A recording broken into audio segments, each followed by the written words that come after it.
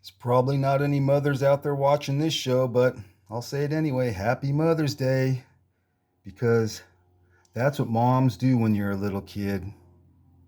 They will do everything they can to make you feel better. If you're sick or you ever need help,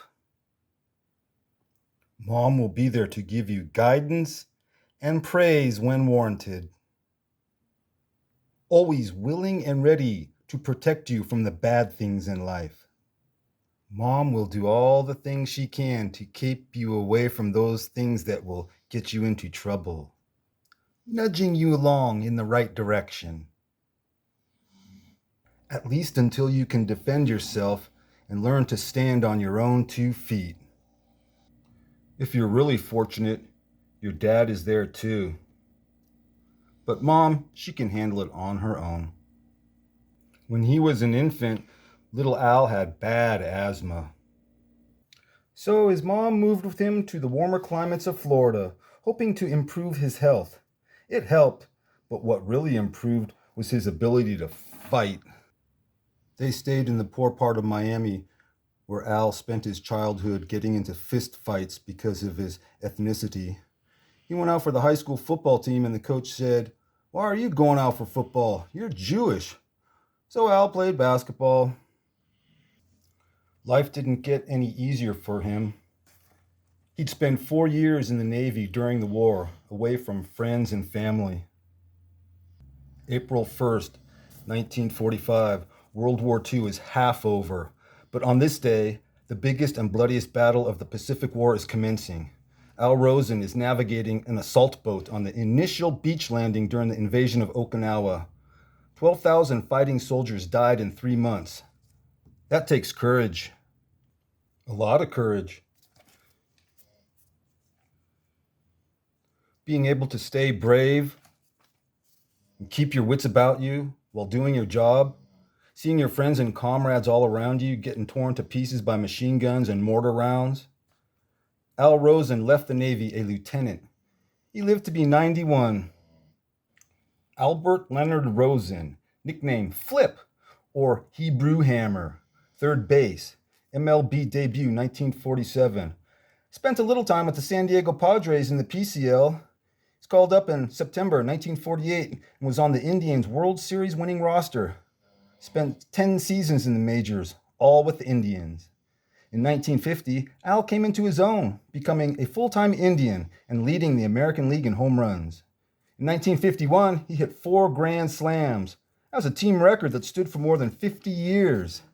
In 1952, he led the American League in RBIs and set another team record by hitting 3 home runs in 1 game.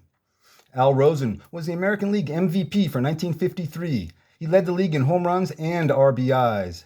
The first unanimous MVP since Hank Greenberg did it in 1935. His 4th season in the bigs, he's only 28 years old, and Al Rosen's already going gray. He played in the 1954 All-Star game with a broken finger and was the game MVP. He hit 2 consecutive home runs and matched Ted Williams' record of 5 RBIs in an All-Star game, another record that stood for more than 50 years. Top 5 in 5 categories in 1954, he helped the Indians win 111 games and get to the World Series. My dad got his autograph at spring training 1955 in Arizona, and that got me wondering, was this before or after the Indians cut his pay? That's what they did after 5 great seasons. Despite this, he was top 10 in 3 categories in 1955 and would be on the cover of a new magazine called Sports Illustrated. Only 32 years old and his body was breaking down. He retired after the 1956 season. Fast forward to 1978, Al Rosen is Yankees President and COO. Owner George Steinbrenner fires Billy Martin mid-season, replacing him with Al Rosen's good buddy, Bob Lemon.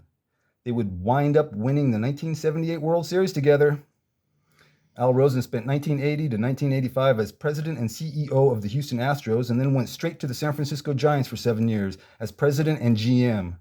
During his tenure there, they went from last place in 1985 to winning the West in 1987. And for doing that, he was made MLB Executive of the Year for the American League. By 1989, the Giants were in the World Series.